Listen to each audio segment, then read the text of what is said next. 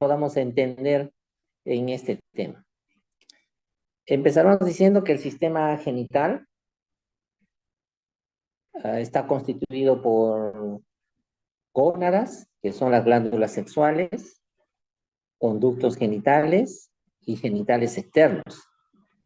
Ese es el sistema genital constituido por estas tres partes.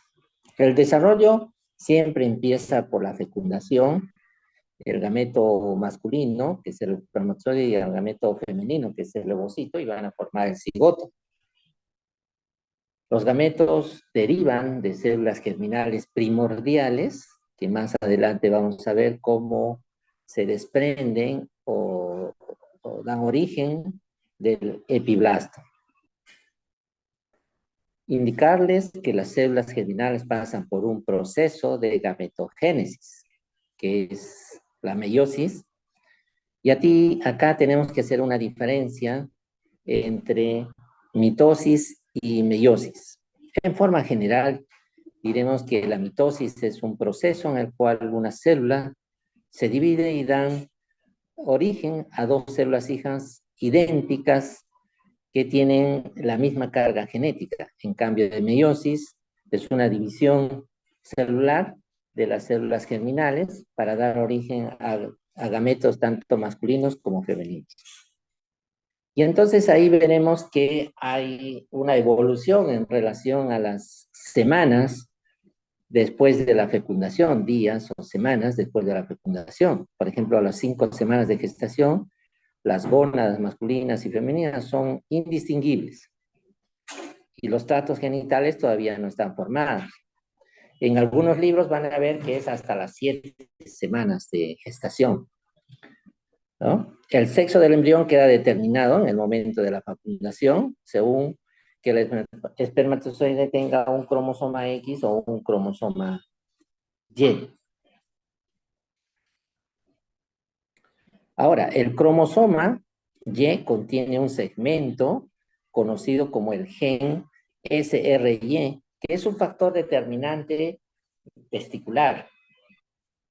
Este gen codifica otro factor determinante, el cual hace que se produzcan órganos masculinos y obviamente tiene mucha relación con la producción de hormonas, ya sea estrógenos, ya sea testosterona o la dehidrotestosterona. Los cromosomas femeninos se conforman por dos cromosomas sexuales, de acuerdo a la mitosis, X y 44 cromosomos autosómicos. La génesis de un ovario normal depende de la presencia de dos cromosomas X y de la ausencia del cromosoma Y. Esta ausencia del cromosoma Y va a estar determinado también por la ausencia de la hormona antimulleriana y la testosterona, básicamente. Ahora, el desarrollo del aparato genital está estrechamente relacionado con el aparato urinario, excretorio, tanto anatómico como embriológicamente. Es decir, que embriológicamente tienen funciones diferentes, pero funcionalmente son distintos. Me explico. Funcionalmente, estos dos son distintos, pero tienen el mismo origen embriológico. Derivan de 4 fuentes, que es el mesodermo intermedio. Básicamente, acá es la idea fuerza que debemos tener es que el desarrollo del aparato genital viene del mesodermo intermedio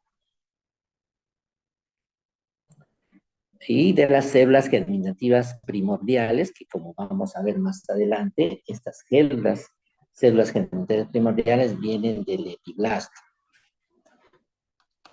También interviene el epitelio celómico, el mesotelio y el mesénquima subyacente. Acá hago un paréntesis para ver o hacerle recordar sobre la maduración de los ovocitos que inicia antes del nacimiento. Las células germinales primordiales van a dar origen a las ovogonias. Estas ovogonias, más o menos al 5.º mes de gestación, van a producir los ovocitos primarios.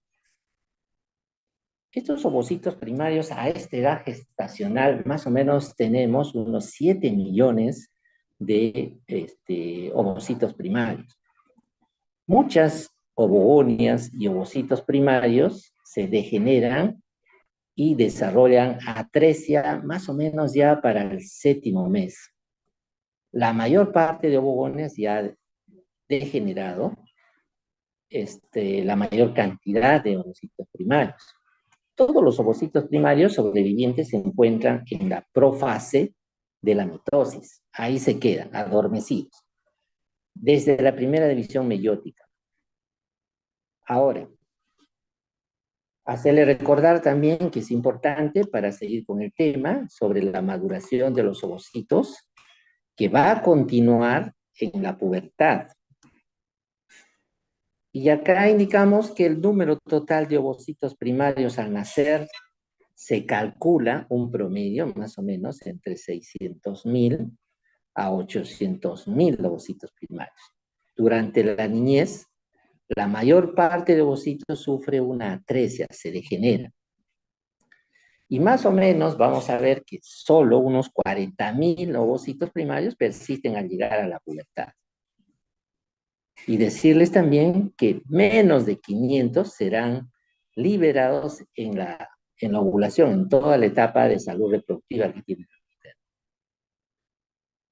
Ahora, esto nos llama a recordar en relación al eje endocrino de la mujer, hipotálamo hipofisario. Ustedes saben que el hipotálamo es el que libera la GnRH, una hormona liberadora de hormonas de la hipófisis, y acá en la hipófisis tenemos varias hormonas, dependiendo de la hipófisis anterior o de la hipófisis posterior. En la hipófisis posterior tenemos la vasopresina y tenemos la oxitocina.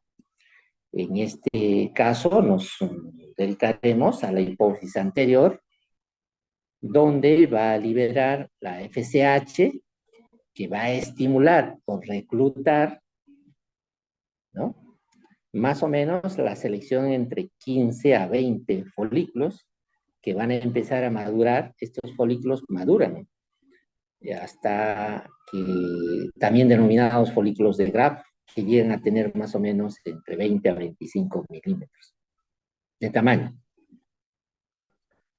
Como ven, este eje hipotálamo hipoficiario gonadal, FSH, LH, en diferentes tiempos del ciclo menstrual, va a actuar en la primera etapa el FSH y luego el LH para la liberación ya del óvulo.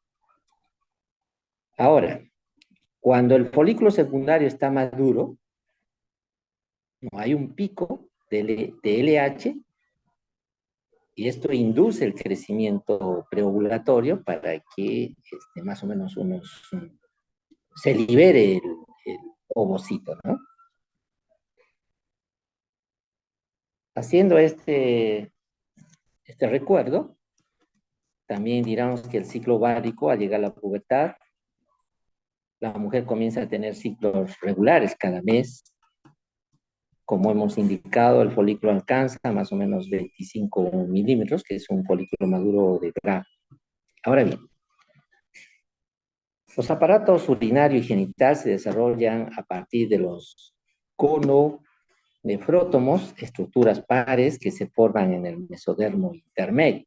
Esta es la idea fuerza, que tengan o fijen que generalmente embriológicamente van a derivar todas las estructuras anatómicas del aparato genital femenino del mesodermo intermedio, a ambos lados de la línea media.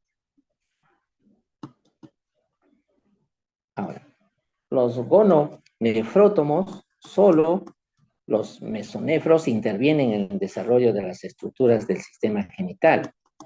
El mesodermo, recubierto por el epitelio celómico, hace protrusión en la cavidad celómica del embrión formando las crestas, como vamos a ver más adelante en algunas diapositivas. Esto indicando que en las crestas urogenitales, que ulteriormente se dividen en crestas gonadales, medialmente y crestas urinarias lateralmente. Como hemos dicho, funcionalmente son diferentes, pero embriológicamente tienen mucha relación. Ahora, tenemos también que fijar los términos, cuándo es una fecundación, cuándo es una segmentación, cuándo es la formación del blastocisto. Y en qué momento se forma el epiblasto, hipoblasto y la formación de todo este eje para dar origen a las diferentes estructuras genitales. Vamos a recordar en relación a la fecundación. ¿Ya? La fecundación es un proceso que el gameto masculino y femenino se fusionan, ¿no? Ahora, considerar que solamente el 1% de espermatozoides depositados en la cavidad vaginal, en el fondo de saco vaginal, solo el 1% de estos espermatozoides ingresan al cervix. Solo el 1%. Esto quiere decir que el promedio de espermatozoides depositados son un promedio de 300 millones, entonces, eh, solo el 1% puede ingresar al cervix. Ahora, el viaje del cuello uterino hasta la trompa lo puede realizar entre 10 minutos a 6 días el espermatozoide. Ahora, la fecundación, como ustedes saben, generalmente se produce en la región apular de la tuba uterina. Pero estos espermatozoides también tienen un proceso de capacitación y reacción acrosómica. Este proceso de capacitación es que ingresa a la corona radiada y también debe ingresar a la zona pelúcida. En este proceso complejo que es la capacitación y reacción cromosómica. Ahora bien, una vez que se produce la fecundación, viene el proceso de segmentación. El proceso de segmentación es el cigoto alcanza una etapa bicelular, lo que nos lleva a estas gráficas, que sufre una serie de divisiones mitóticas. Es decir, primero se va a formar el blastómero, que hay una inclusión de líquido intracelular, y este blastómero hay un proceso de división celular, un proceso de compresión celular, es decir, que estas células se van a dividir en 2, 4, 8, 16, 32, 64, 128. Pero la diferencia es reconocer al blastómero y en qué momento pasa a ser una mórula. Se indica que la mórula ya tiene 16 células. Y esta mórula se va a convertir en blastocisto.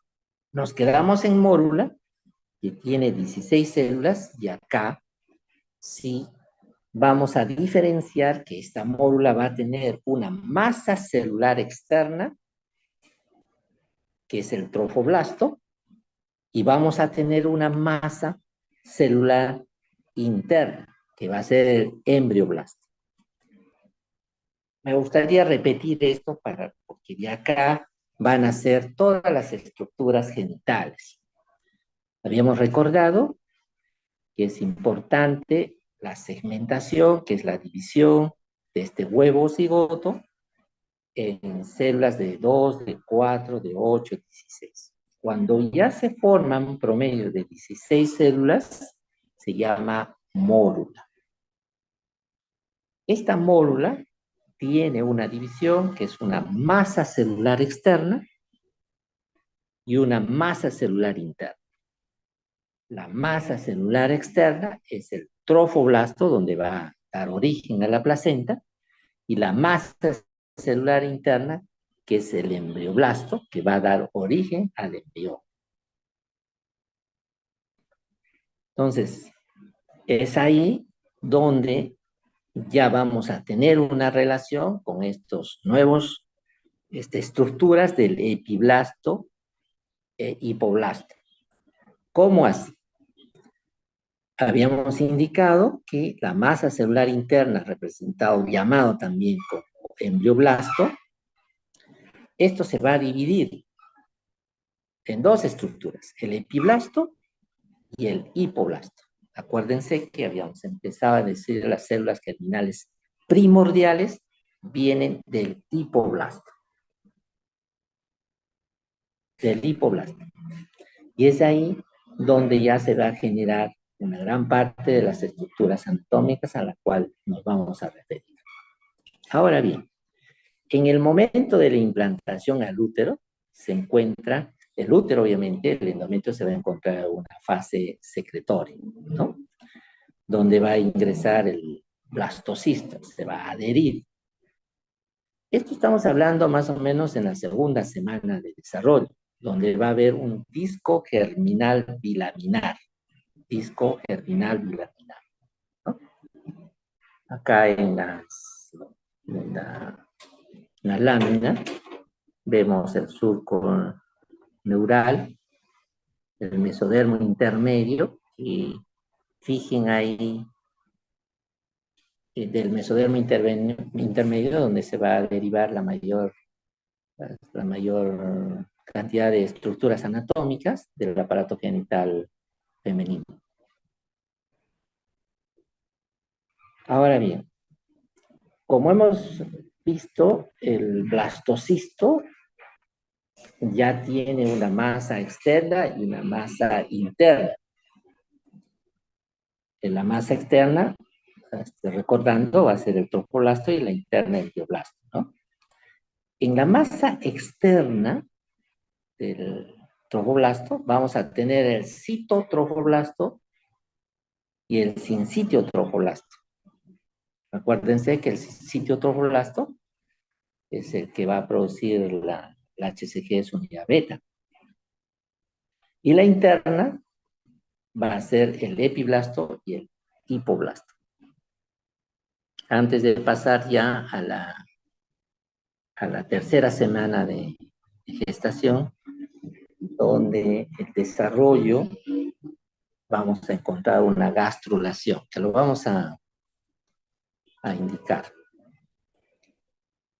Cuando el embrión se dobla en el plano horizontal durante la cuarta semana, el mesodermo intermedio se desplaza en dirección ventral, donde pierde su conexión con los somitas. Vamos a ver en las próximas figuras.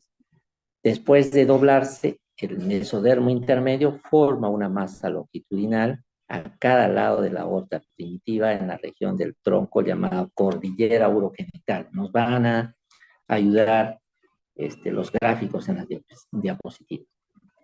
Los sistemas urinario y genital se desarrollan a partir del mesodermo intermedio. En estas cordilleras, la parte de la cordillera urogenital que da lugar al sistema urinario se conoce como cordón nefrógeno. Y la parte que da lugar al sistema genital conoce como cordillera gonadal. Hacerle recordar también que la tercera semana del desarrollo se llama la gastrulación. En la gastrulación no es sino la formación del ectodermo, del mesodermo y del endodermo. Entonces, haciendo un recuerdo, vamos a ver que hay fecundación, hay segmentación.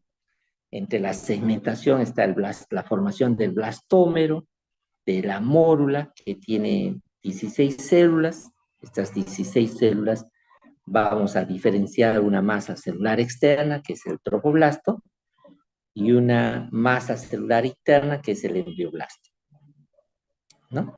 Del embrioblasto, que es la masa celular interna, vamos a diferenciar el epiblasto y el hipoblasto. Ahora, gastrulación es la formación del ectodermo, del mesodermo y del endodermo, es decir, trilaminar. Entonces, ¿qué podemos decir? Que la gastrulación es el proceso en el que se establecen tres capas germinales, ¿no? En relación al mesonefros, existe además una estructura tubular que corre en sentido longitudinal al eje mayor del gononefrotomo, que es el conducto mesonéfrico de Wolff. En realidad vamos a tener dos conductos, el conducto mesonéfrico de Wolff y el paramesonéfrico de Müller. Vamos a tener mucho énfasis en el paramesonéfrico de Müller. En relación al mesonéfrico de Wolff, una invaginación del epitelio celómico sobre el borde lateral de cada cresta gonadal da origen a los conductos. Este es en el sexo masculino. Y paramesonéfrico de Muller, que queda incluido en el mesodermo mesonéfrico. Estos dos pares de conductos constituyen los esbozos al final de los genitales internos. Como hemos dicho anteriormente, el sexo femenino, ante la ausencia de la hormona antimulleriana, los conductos paramesonéfricos de Muller forman las tubas uterinas. Es decir, que tenemos estimulación de estrógenos, ¿no? Y ausencia de testosterona y ausencia de la hormona antimulleriana. Entonces, cuando hay la formación de estos conductos paramesonéfricos de Muller, forman las tubas uterinas, las trompas uterinas, el útero y el tercio superior de vagina. Miren, esto clínicamente es muy importante en relación a la anatomía también. ¿Por qué es importante? Acuérdense que cuando nosotros hacemos dentro de un screening, un estudio del Papá Nicolau, que eso lo van a realizar en toda la carrera como médico general, como médico serumista, el Papá Nicolau hacemos un screening para ver si hay lesiones premalignas. Y si nosotros encontramos en un escenario, para que nos sirva en esta clase, encontramos una alteración que es una lesión intraepitelial de alto riesgo o cáncer in situ, entonces el tratamiento va a ser una histerectomía abdominal total, más salpingoferectomía bilateral, más tercio superior de vagina. ¿Por qué el tercio superior de vagina? Así pregunta el examen. ¿Por qué el tercio superior de vagina? Porque tienen el mismo origen etiológico. Ahí estamos haciendo una correlación clínica con una correlación anatómica y una correlación o importancia embriológica. Tenemos que repetir esto en el sexo femenino ante la ausencia de hormona antimulleriana, es decir, con estimulación estrogénica y ausencia también de la testosterona. Estos conductos paramesonéfricos de Müller forman las trompas uterinas, el útero, el cuello del útero, es decir, el cervix, y el tercio superior de vagina. En este caso, los conductos de Wolff degeneran en el feto XX por falta de andrógenos, tanto que los conductos de Müller regresan en el feto XY por acción de la hormona antimulleriana. Muy bien. Vemos acá la formación del mesonefros, las gonas indiferenciadas. Hemos visto que en esta etapa es entre 5 a 7. Unos Lachman, por ejemplo, considera que esta etapa indiferenciada es hasta la séptima semana. Vemos acá al mesonefros, a los conductos mesonéfricos de Wolff, a los conductos paramesonéfricos de Müller, que van a dar origen a las trompas uterinas, al útero, al cuello del útero y al tercio superior de vagina. Y el seno urogenital, como ven en la parte inferior ahí, va a dar origen a los dos tercios de la vagina, tercio medio y tercio inferior. ¿no? Ahí está el seno urogenital. Muy bien. Tenemos que decir que más o menos en la octava semana, donde todavía es el periodo embrionario, periodo de organogénesis, ya está formada las tres capas germinales, ectodermo, mesodermo, endodermo, donde van a dar origen a los distintos tejidos y órganos específicos. En este caso, hay un órgano específico que viene del mesodermo intermedio, que viene a ser este, los genitales femeninos, ¿no? Ahora, para no saltar en relación al origen del ectodermo, mesodermo y endodermo, indicaremos que, por ejemplo, los derivados de la capa germinal ectodérmica van a dar forma a la epidermis y tubo neural básicamente. Les menciono esto porque el origen de la mama va a ser de la epidermis, básicamente el ectodermo. Los, de la, los derivados de la capa germinal mesodérmica, donde ahí encontramos tres etapas bien diferenciadas, que es el mesodermo paraxial, van a ver en las figuras, es la placa lateral, el mesodermo intermedio y el mesodermo de la placa lateral, ¿no? Como vamos a ver en los gráficos más adelante. Ahora bien, las gónadas son los primeros elementos que se desarrolla en el sistema genital. Estas gónadas primitivas se derivan de partes de la cordillera urogenital, conocidos como cordilleras genitales o gonadales. Las gónadas en ambos sexos son siempre similares al principio y se presentan como engrosamientos del epitelio celómico, es decir, el mesotelio que recubre la cavidad peritoneal. Cada cordillera genital crece y se libera del mesonefros mediante el desarrollo de un mesenterio, el cual se transforma en mesorquio en el varón y mesovario en la mujer. Entre tanto, el epitelio celómico que cubre las gónadas primitivas prolifera y forma cordones de células llamados cordones sexuales primarios que crecen en el mesénquima de las gónadas de desarrollo, ¿no? Vemos acá en esta diapositiva el desarrollo genital de las gónadas, ¿no? Tanto interna como externa, que dan origen a los testículos según el cromosoma Y o según el cromosoma X y al ovario, ¿no? Donde se van a formar los cordones cortical, el mesovario y en relación o diferencia con los testículos, ¿no? Vamos a ver los cordones seminíferos y ahí hay una diferencia en el desarrollo embrionario. Un poco complicado y la diapositiva, pero básicamente es para determinar en qué semana es una etapa de diferenciación, como ven de mi lado, en el lado izquierdo, las 7 semanas es la etapa indiferenciada, donde todavía no se sabe si va a ser varón o mujer, pero el sexo ya sabemos que se determina en la fecundación.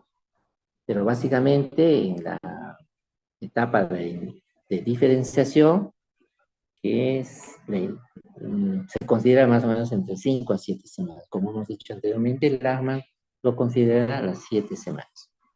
Ahora bien, el desarrollo de los conductos genitales femeninos en los embriones que carecen de cromosoma los conductos para mesonefrio de Mullen forman la mayor parte del tubo genital femenino. y la cresta urogenital interviene en la parte inferior, como hemos dicho básicamente en genitales externos, en los dos tercios, el tercio medio y el tercio inferior de la vagina. Las partes craneales crean los tubos uterinos y los caudales se fundan para formar el primordio útero-vaginal, que es la cresta también llamada cresta útero-vaginal o conducto que se transformará en útero y parte de la vagina. El contacto del primordio útero-vaginal con los senos urogenitales inducen a la formación del crecimiento endodermales, pares llamados bulbos sinovaginales. Estos se fusionan para formar una placa vaginal sólida. Ahora bien, las células centrales de esta placa pronto se rompen y producen la cavidad de la vagina. Las células periféricas se forman, el epitelio vaginal, el primordio útero vaginal contribuyen a las partes superiores de la vagina, pero su epitelio entero quizás se deriva de células endodermales de la placa vaginal. Están cargadas las diapositivas, pero básicamente les voy a mandar, hago paréntesis acá, un resumen del AHMAN, del aparato genital, que va a contribuir a esta disertación para decirles que les va a ayudar para el examen. De ahí voy a sacarlo del examen, que inmediatamente terminando la clase les voy a mandar ese resumen del AHMAN. Como hemos indicado anteriormente, el desarrollo de la vagina, ¿no? Los conductos paramesonéfricos entran en contacto con el seno urogenital. Surgen invaginaciones sólidas a partir de la porción pélvica del seno. Recordando del conducto paramesonéfricos, viene la trompa uterina, el útero, el cervix y el tercio superior de la vagina, ¿no? Y del seno urogenital, los dos tercios, tercio medio y el tercio inferior, vienen a constituir la vagina completa, ¿no? Acá, consolidando este concepto, vemos que el desarrollo de la vagina deriva del endodermo del seno urogenital, primordio útero vaginal más seno urogenital, van a formar el tubérculo sinusual, los bulbos sinovaginales, que van a formar la placa vaginal sólida. Estas células se rompen para formar la luz de la vagina. El himen se forma por una invaginación de la pared posterior del seno urogenital. Como hemos visto acá, una diferencia, ¿no? Básicamente, todo lo que es celeste viene el conducto paramesonéfrico de Müller, ¿no? Y del tubérculo urogenital, lo de amarillo, para la formación de la vagina, el tercio medio y el tercio inferior, ¿no? Los órganos genitales externos se originan a partir de derivados de la cloaca y la membrana cloacal. Los esbozos de los genitales externos son bipotenciales. Su evolución en sentido masculino o femenino dependen respectivamente de la presencia o ausencia de hormonas testiculares, básicamente la testosterona. También haciendo un reforzamiento, en la etapa indiferenciada al inicio del embrión masculino y el femenino, tienen dos pares de conductos genitales, como hemos visto, conducto mesonéfrico de Wolff, conductos paramesonéfricos de Müller. Como hemos indicado, el conducto paramesonéfrico deriva de la cresta urogenital, ¿no? Muy bien. Genitales externos. Más o menos ya la séptima semana, los genitales externos son similares en ambos sexos. Las diferencias comienzan a aparecer entre la octava, a finales de la octava y la novena semana. Alcanzan su diferenciación a las 2, completa las 12 semanas de gestación, como vemos acá. Ya la formación del clítoris, la formación de los labios menores, la formación de los labios mayores y la membrana himenial o el himen, ¿no?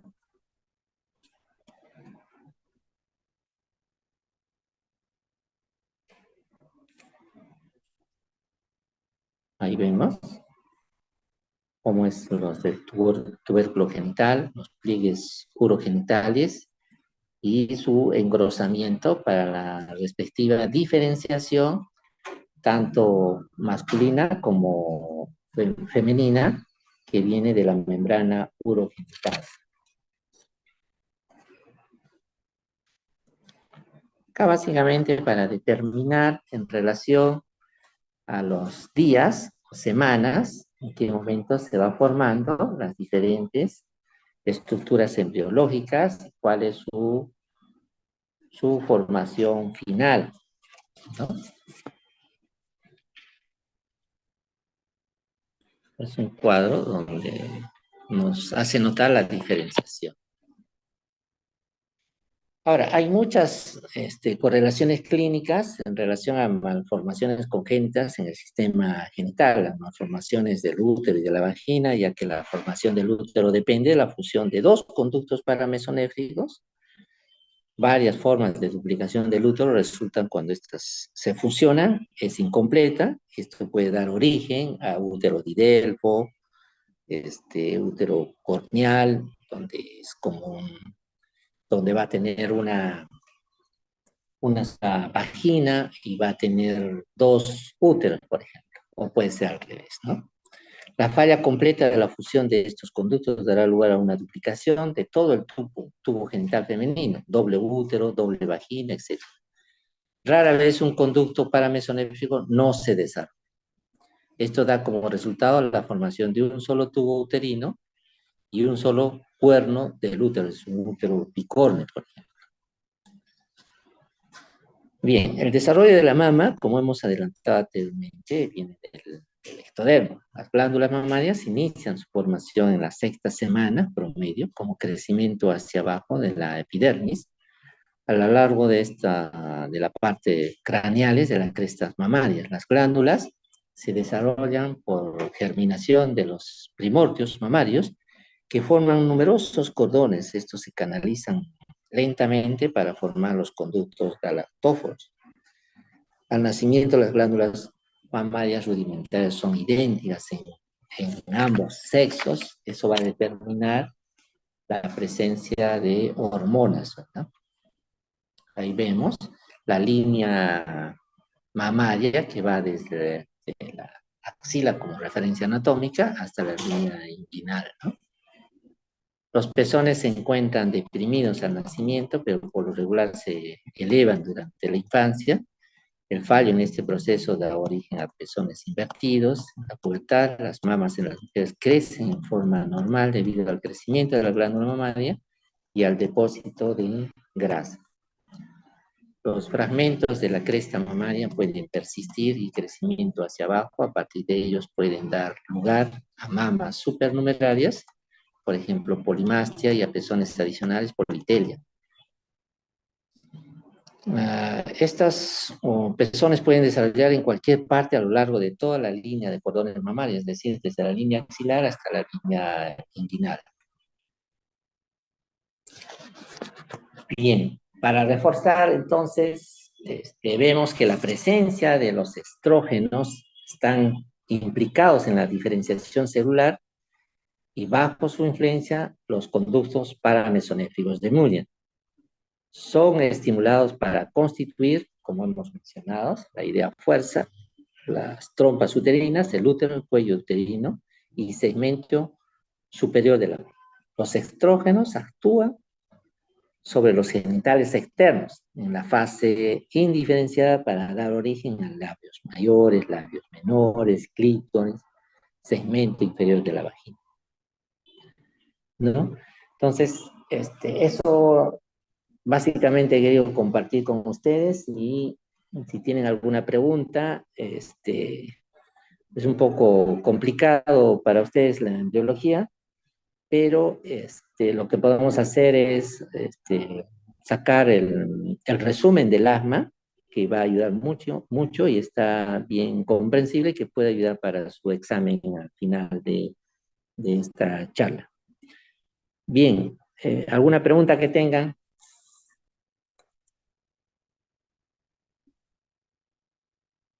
Hola. Hola, No, todo claro, muchas gracias. bien, bien. Entonces, la delegada le mando el resumen.